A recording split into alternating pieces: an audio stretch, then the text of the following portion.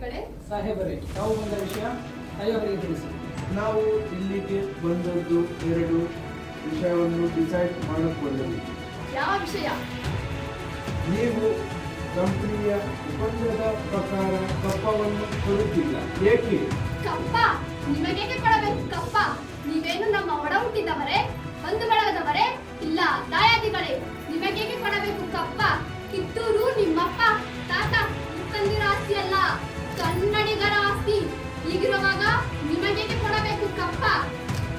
ರಾಣಿ ಸಾಹೇಬರೇ, ಕಂಪನಿಯ ಸರ್ಕಾರದ ಕಟ್ಟಳೆಯನ್ನು ದಿಗುತ್ತೀರಾ? ಇದು ತಪ್ಪುತ್ತೀರಾ? ಎಚ್ಚರ! ಮುಚ್ಚು ಬಾಯಿ! ತಾಯಿ ಆಸ್ಥಾನಕ್ಕೆ ಬಂದು ತಾಯಿಗೆ ಎಚ್ಚರ ನೀಡುವಂತ ಸುಖ ನಿನಗೆ. ಇಲ್ಲಿ ಕಟ್ಟಳೆ ಮಾಡುವ ಅಧಿಕಾರ ಇರುವುದು ನಿಮಗಲ್ಲ, ನಮಗ. ನೀವು ನಮ್ಮ ಕಂಪನಿಯ ಒಪ್ಪಂದದ ಪ್ರಕಾರ ಹೋಗಿ ನಿಮ್ಮ